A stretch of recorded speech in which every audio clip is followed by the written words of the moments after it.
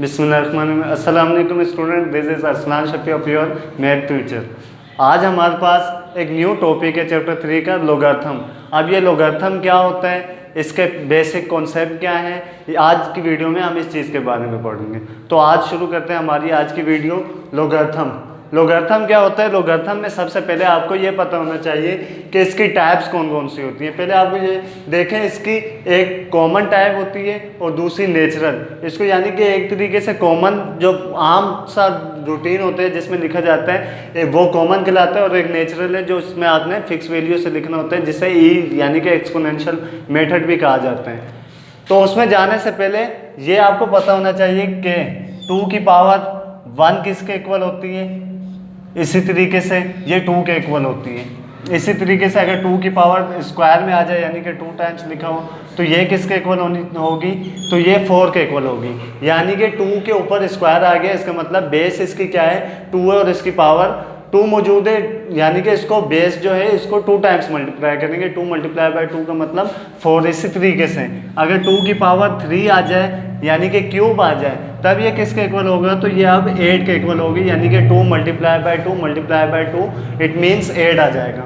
अब ये आपको पता होनी चाहिए कि यहाँ ये 2 क्या है और इसके बाद ये 3 क्या है और इसे क्या कहा जाता है। सबसे पहले ये जो 2 मौजूद है इसे बेस कहा जाता है, इसे बेस कहा जाता है। उसके बाद जो 3 मौजूद है इसे पावर या एक्सपोनेंशियल कहा जाता है। आपने किसी भी या तो पावर याद रखेंगे, इसे पावर कहा जाता है, या एक्सपोनेंशियल भी कहा जाता है। इसी तरीके से जो 8 है ये एक नंबर है, हमने एज्यूम कर दिया कि ये एक सिंपल नंबर है।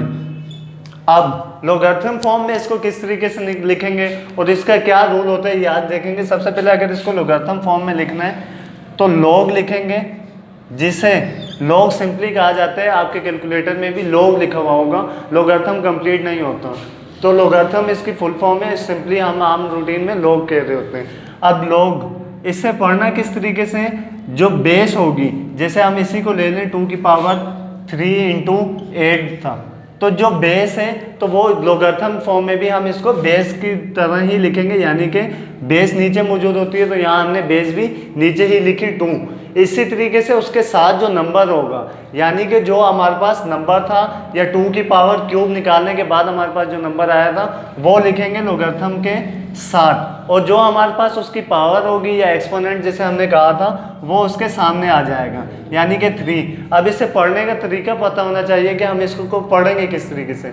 लॉग बेस है, जो उसके इक्वल है तो वो हमारे पास पावर है। इसका मतलब है 2 की पावर 3 इंटू 8, तो जो नंबर होगा वो लॉग के साथ लिखा जाएगा, और जो इक्वल होगा वो इसका मतलब इट मीन्स वो क्या है, हमारे पास उसकी पावर है। तो हम लोगारिथम फॉर्म में इसको इस सिंपल तरीके से इस तरीके से लिखेंगे।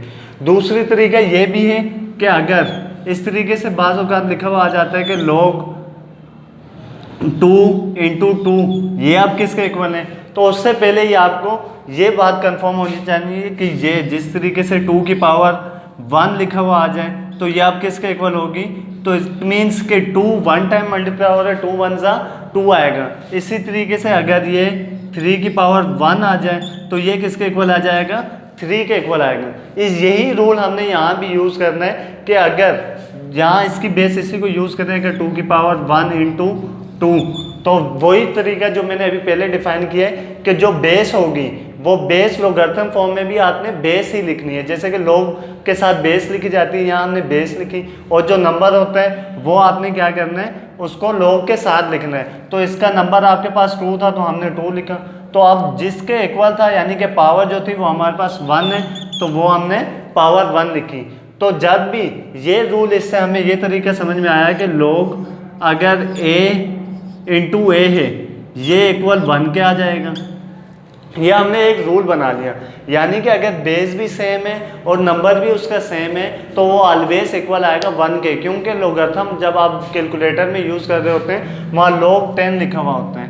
log 10 होती है बेस, जो उसकी बेस फॉर्म है, आपके पास कॉमन फॉर्म है जो आपके कैलकुलेटर में मौजूद होती है। तो ये log 10 जो होती है वो ऑलवेज 1 के इक्वल होती है, इसीलिए आप कैलकुलेटर में log 10 प्रेस करते हैं तो आपके पास आंसर 1 आ रहे होते हैं। तो स्टूडेंट ये इसकी कॉमन टाइप्स थी और ये नेचुरल टाइप हमने आज डिफाइन किए। तो इंशाल्लाह कल के लेक्चर में हम क्या करेंगे, इसकी मोर जो इसकी डिटेल है कि इसके कौन कौन से रूल है और न्यू कौन से कॉन्सेप्ट हैं वो मैं आपको डिफाइन करूँगा। थैंक यू, अल्लाह हाफिज़।